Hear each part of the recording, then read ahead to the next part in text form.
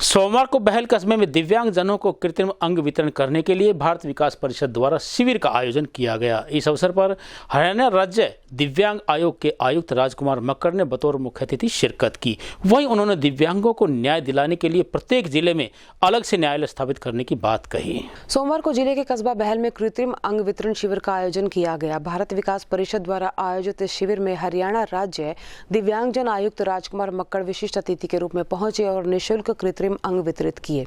उन्होंने कहा कि दिव्यांगजनों की सुविधाओं के लिए हरियाणा सरकार बहुत से कार्य करने को तैयार है, चाहे वो शिक्षा का क्षेत्र हो या नौकरी की बात हो।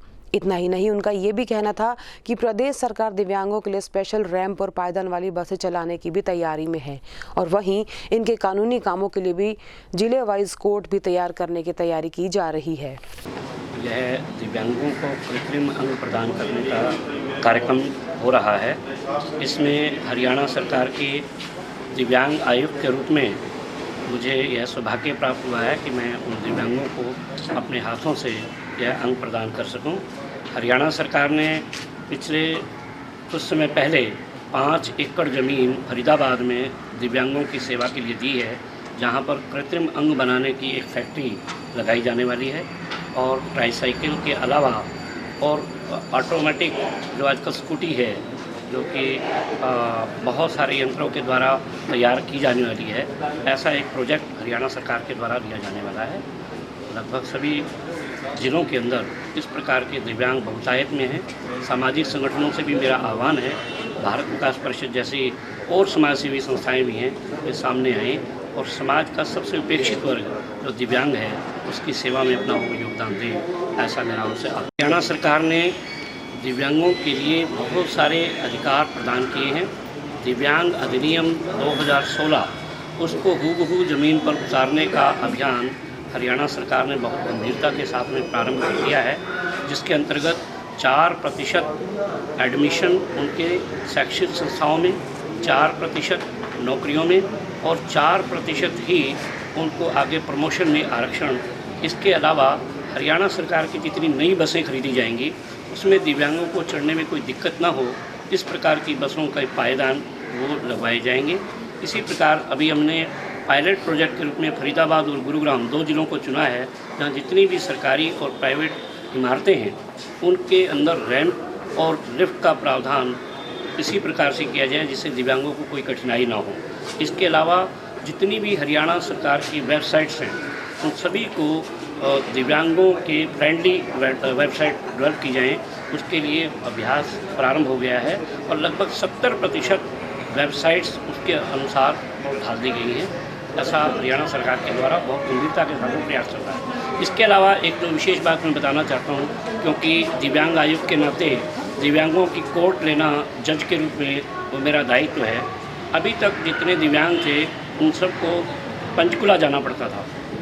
अब मैंने तय किया है कि हम न्याय दिव्यांग के द्वार पर लेकर के जाएंगे और विभाग लेवल पर 3-4 जिलों को मिला करके उनके केसेस उसी कोर्ट में वहीं पर ही देखे जाएंगे, ताकि दिव्यांगों को पंचकुला आने के लिए धक्के ना खाने पड़े।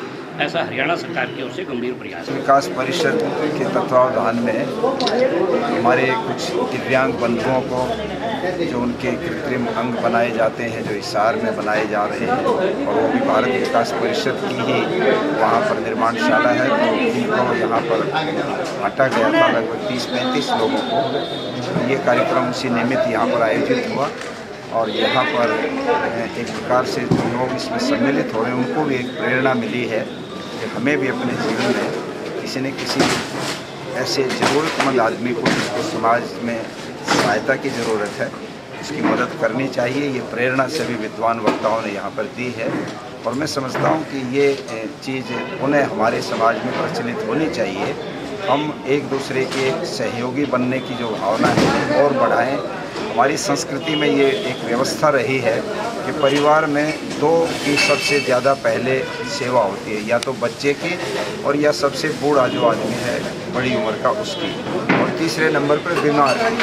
घर में भोजन बनेगा तो सबसे पहले पूछा जाएगा बच्चे को दूध पिला दिया, बड़े बूढ़े का भोजन चला गया, या बीमार को कुछ खिला दिया कि नहीं। तो सबसे कमज़ोर को हम सबसे पहले पूछते हैं। ये हमारी परंपरा रही है और उसको बढ़ाने की ज़रूरत है।